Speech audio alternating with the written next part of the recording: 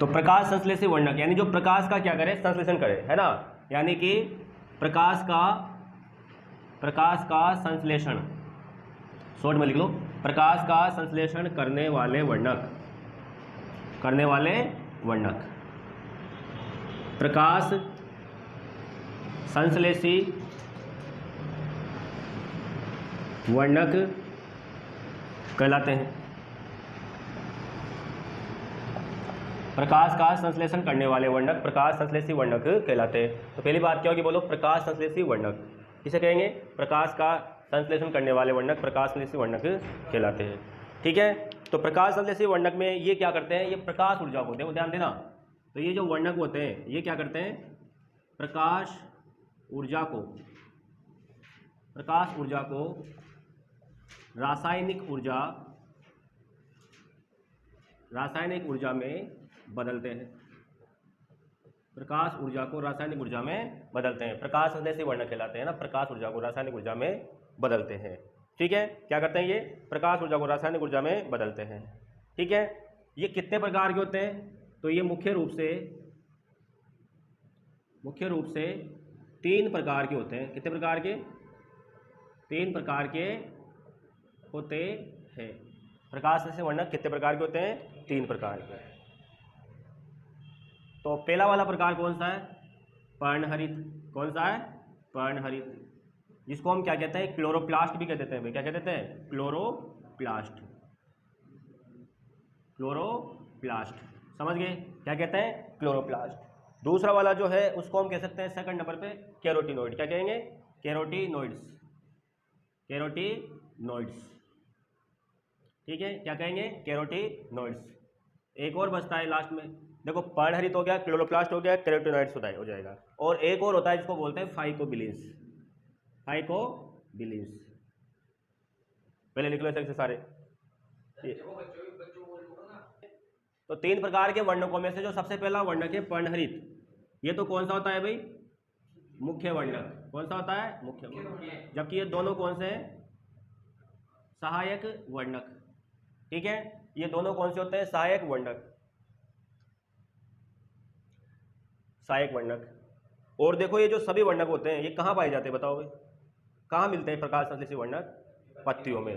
तो सभी वर्णक कहाँ मिलते हैं, बोलो, सभी वर्णक पत्तियों, और ऐसे भी लिख सकते हैं पत्तियों व पादप के हरे भागों में पाए जाते हैं। कहाँ पाए जाते हैं, हरे भागों में पाए जाते हैं। तो सभी वर्णक पत्तियों तो में तो मिलेंगे सही, लेकिन साथ में किस में मिलेंगे, पादप के हरे भागों में भी ये वर्णक पाए जाते हैं। तो फिर से मैं रिपीट करा रहा हूँ, प्रकाश का संश्लेषण करने वाले वर्णक क्या कहलाते हैं, प्रकाश संश्लेषी वर्णक कहलाते हैं, जो प्रकाश ऊर्जा को रासायनिक ऊर्जा में बदलते हैं। लाइट को किस में बदल देंगे, एनर्जी में, रासायनिक ऊर्जा में, ग्लूकोज में, सुक्रोज में वगैरह में, इसमें है ना। ये 3 प्रकार के होते हैं, पर्णहरित, कैरोटिनॉइड्स और फाइकोबिलिन्स, है ना। जो पर्णहरित होता है वो तो मुख्य वर्णक होता है, जो कैरोटिनॉइड्स और फाइकोबिलिन्स होते हैं वो क्या होते हैं, सहायक वर्णक होते हैं। और सभी प्रकार के वर्णक पत्तियों व पादप के हरे भागों में पाए जाते हैं। ठीक है, ये अपन को याद रखना है। ठीक है, और विशेष तौर पे कहाँ मिलेंगे, पादप कोशिका के विशेष भाग, पादप कोशिका की, या ऐसे बोल दो, पादप कोशिका की विशेष संरचना क्लोरोप्लास्ट में मिलते हैं। किसमें मिलते हैं, क्लोरोप्लास्ट में मिलते हैं। पहले क्या होता था, देखो, पहले इसी को मेन मानते, तो इसी को क्लोरोप्लास्ट कह देते थे पहले। तो आजकल क्या है, इनको 3 भागों में बांट दिया गया है। पादप कोशिका की विशेष संरचना क्लोरोप्लास्ट में मिलते हैं भाई। ठीक है, इसे हम क्या कहते हैं, बोलो, इसे हम हरित लवक भी कहते हैं, क्या कहते हैं, हरित लवक भी, हाँ, इसे हम हरित लवक भी कहते हैं। ठीक है, इसके बाद हम पढ़ेंगे क्लोरोप्लास्ट की संरचना। पहले भी आपने पढ़ चुके हो, पार्ट शायद पहला ही था, उसमें आपने पढ़ा था, आज इसमें पढ़ेंगे अपन। ठीक है, डिस्टर्ब होगा नहीं। संरचना, देखो क्या संरचना होती है, यहाँ तो नहीं दिखेगा, नहीं आएगा, तो इधर देखो। तो देखो आप लोग, इसमें सबसे पहले ये पर्णहरित की संरचनाएं में बना रहा हूँ इसे ना, आपने वैसे पहले भी देख चुके हो एक बार, इसको याद है आप लोगों को, कि जो पर्णहरित होता है, यानी सॉरी, जो क्लोरोप्लास्ट होता है, वो क्लोरोप्लास्ट एक दोहरी झिल्ली वाला कोशिकांग होता है। क्या होता है, दोहरी झिल्ली वाला कोशिकांग होता है, थोड़ा बड़ा कर देते हैं। दोहरी झिल्ली वाला क्या होता है? कोशिकांग होता है। ये ठीक है, दोहरी झिल्ली वाला कोशिकांग होते हैं, जिसमें क्या होता है, सिक्के के बट्टों की तरह ऐसे इस प्रकार से। याद आया नहीं आया चित्र? वही है डायग्राम, चाहो तो निकाल सकते हो पुराने वाले, अभी बताएंगे। हाँ ऐसे ये भाग होते हैं। ठीक है, तो सबसे पहले हम ये बात करेंगे कि जो इसमें जो भाग होते हैं कौन, जो खाली भाग है, उस खाली भाग को तुम क्या कहते हैं? आधात्री। क्या कहते हैं? आधात्री, या मैट्रिक्स भी कह सकते हो आप। क्या कह सकते हो? मैट्रिक्स, आधात्री या मैट्रिक्स कह सकते हो।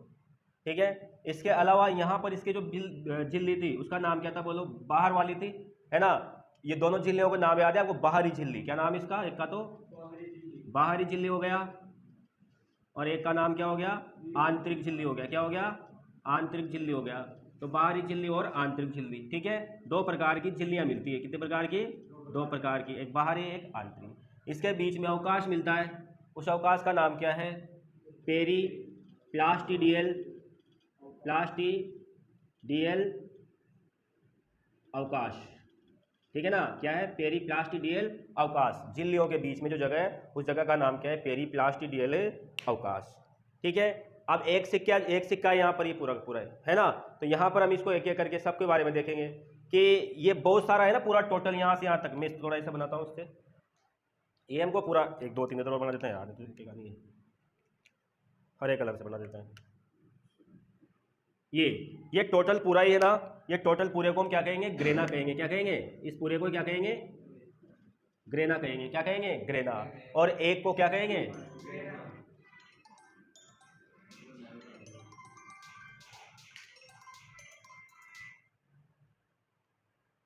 एक को क्या कहेंगे अपन? ग्रेनम कहेंगे। तो देखो पूरा का पूरा से एक सिक्का है, उस सिक्के को क्या कहेंगे? ग्रेनम। और पूरे को क्या कहेंगे? ग्रेना कहेंगे। एक नाम और अपन यहाँ पे याद करेंगे इसमें कि ये जो इसका एक और नाम है थाइलेकोइड। क्या नाम है इसका? थाइलेकोइड। ठीक है, तो इस चीज को आप अच्छे से याद करना, थाइलेकोइड और ग्रेना। एक ग्रेनम है, ठीक है ना। तो इस प्रकार से ये हो गया अपने पास। और क्या क्या होगा? ये दोनों दो जो ग्रेना होते हैं, दो ग्रेना होते हैं या दो ग्रेनम होते हैं, इन ग्रेनम को जोड़ने वाली संरचना क्या कहलाती है? उसको बोलते हैं अपन पीठिका पटलिका। क्या कहते हैं? पीठिका पटलिका। क्या कहेंगे? पीठिका पटलिका। समझ रहे हो? तो इसको क्या नाम देंगे? पीठिका पटलिका। तो देखो आधात्री हो गया, मैट्रिक्स हो गया, और क्या क्या इसमें मिलता है? इसमें और सारी चीजें मिलती है, देखो, है ना। तो 2 3 चीजें और देख लेते हैं इसमें। पहले इसको बना लो आप लोग, इतने है ना। एक तो क्या है? क्लोरोप्लास्ट की संरचना। तो क्लोरोप्लास्ट की संरचना में लिखना आप लोग,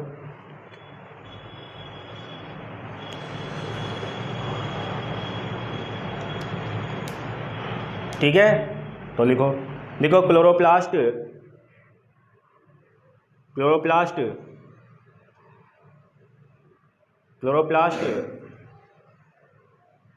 दो झिल्लियों से घिरा हुआ, क्लोरोप्लास्ट दो झिल्लियों से घिरा हुआ, क्लोरोप्लास्ट दो झिल्लियों से घिरा हुआ, दो झिल्लियों से घिरा हुआ कोशिकांग है। दो झिल्लियों से घिरा हुआ कोशिकांग है। तो आज बात समझ में आ गई? कितनी झिल्लियों से घिरा हुआ है? दो झिल्लियों से घिरा हुआ कोशिकांग है। ठीक, उसके बाद लिखो बाहर की झिल्ली, बाहरी झिल्ली तथा भीतर की झिल्ली आंतरिक झिल्ली कहलाती है। आंतरिक झिल्ली कहलाती है।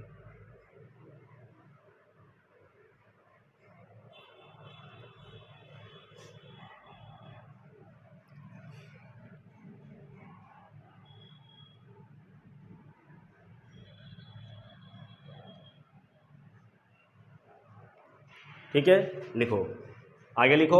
अब ये जो आंतरिक झिल्ली है ना, इससे घिरा हुआ भाग है, तो लिखो आंतरिक झिल्ली से घिरा हुआ भाग, आंतरिक झिल्ली से घिरा हुआ भाग, आंतरिक झिल्ली से घिरा हुआ भाग,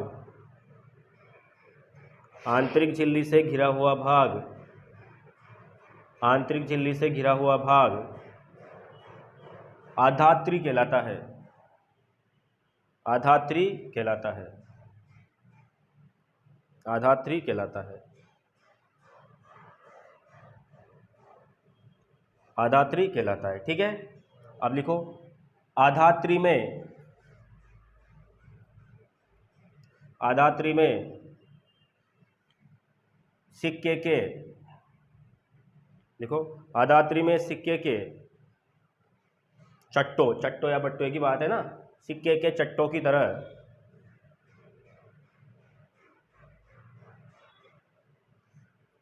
नलिकाकार संरचनाएं होती है। सिक्के के चट्टों की तरह नलिकाकार संरचनाएं होती है।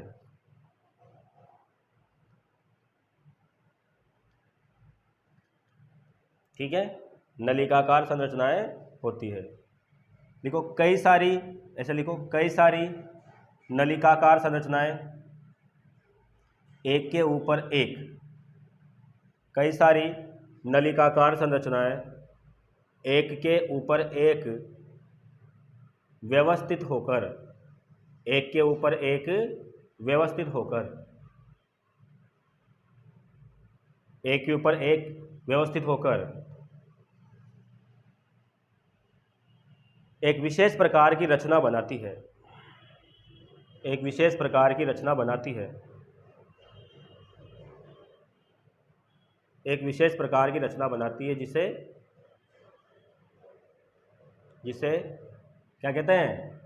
ग्रेना कहते हैं। क्या कहते हैं? ग्रेना, जिसे ग्रेना कहते हैं,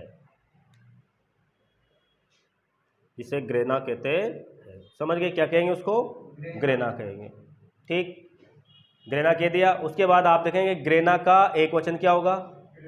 ग्रेनम होगा। तो लिखो आगे, हाँ इसी में लिख लो आगे, ग्रेना का एक वचन ग्रेनम होता है। ग्रेना का एक वचन ग्रेनम होता है। ग्रेना का एक वचन ग्रेनम होता है। ठीक है, ग्रेना का एक वचन क्या होगा? ग्रेनम होगा। समझ गए सभी? ग्रेना का एक वचन ग्रेनम। अब इस ग्रेनम में क्या क्या होता है? ये ग्रेनम ही मुख्य है ना।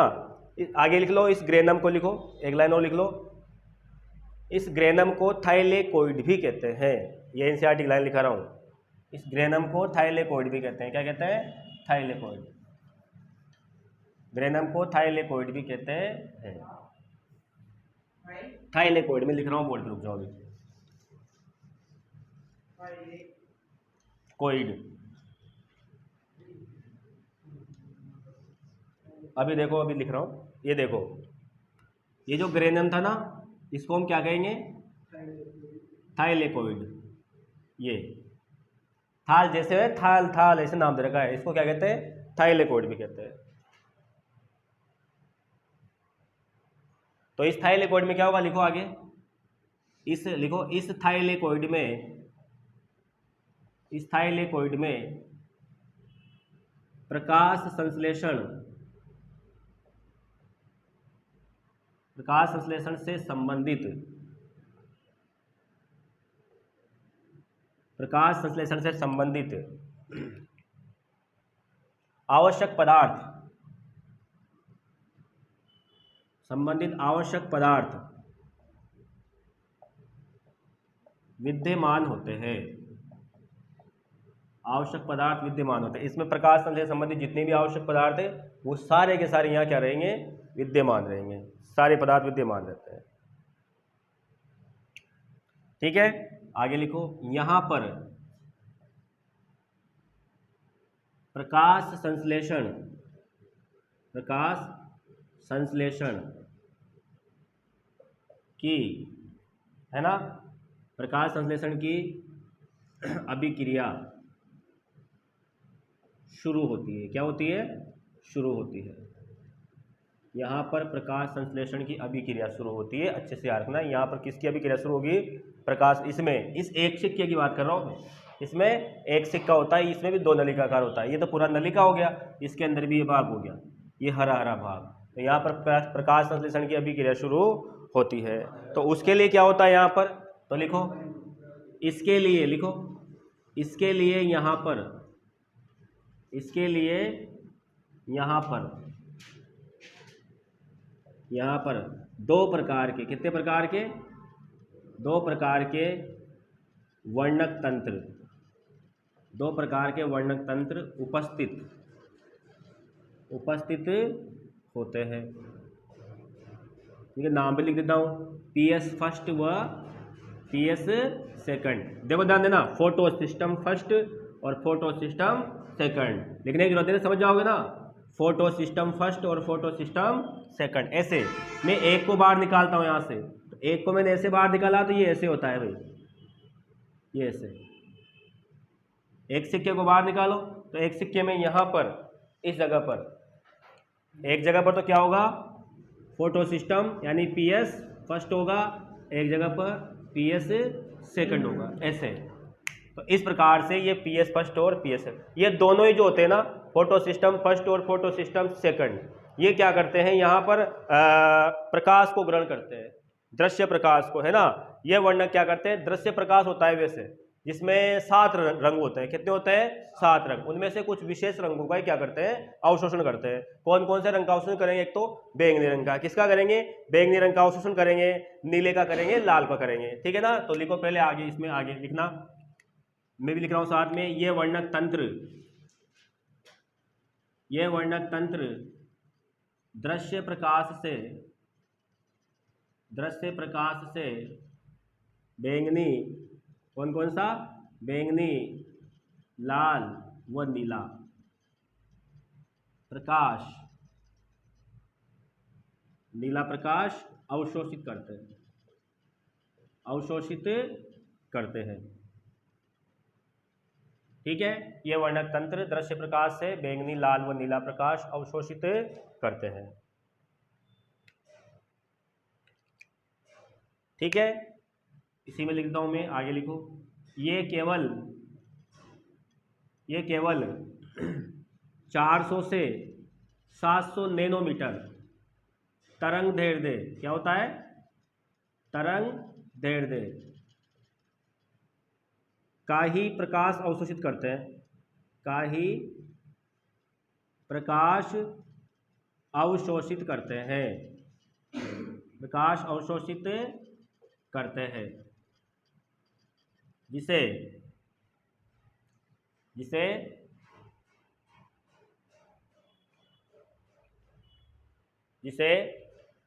प्रकाश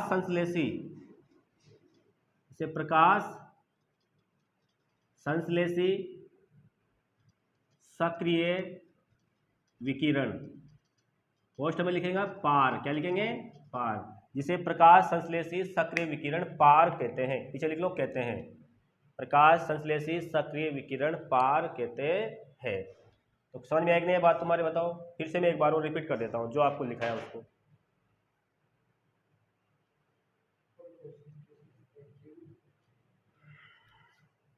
इसको मिटा दो ना, फुल फॉर्म, अच्छा इंग्लिश में बता रहा हूँ, रेडिएशन। देखो सुनो इधर, ध्यान, इसमें ध्यान देना। तो प्रकाश संश्लेषित सक्रिय विकिरण पार कहते हैं, इसकी फुल फॉर्म क्या हो जाती है, फोटो सिंथेटिकली एक्टिव रेडिएशन, ये होती है इसकी फुल फॉर्म। और ये कितना होता है, मान लीजिए अभी ये पार किसे कहते हैं, देखो हमारा पौधा है, ये पौधे की पत्ती है, सुन लेना इधर, ये पौधे की पत्ती है, इस पौधे की पत्ती पर तो 50% क्या गिरता है, प्रकाश गिरता है ना। तो प्रकाश संश्लेषण में कितना प्रकाश ग्रहण किया जाता है, 50%।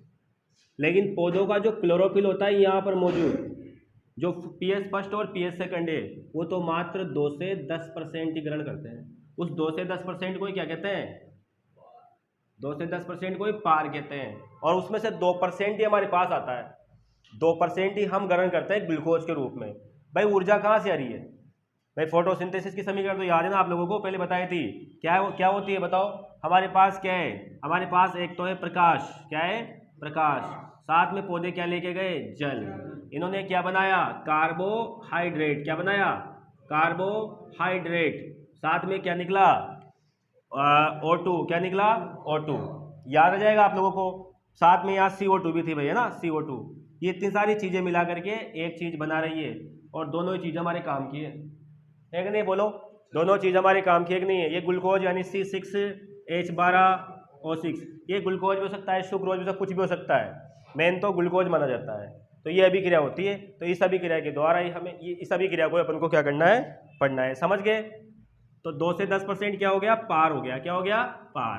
कितना पार होता है बताओ, 2 से 10% पार होता है, इसे रखना। आगे देखो, तो थाइलेकॉइड में प्रकाश संश्लेषण के संबंधित आवश्यक चीजें होती है, तो क्या क्या होती है अभी देखेंगे। यहाँ पर प्रकाश,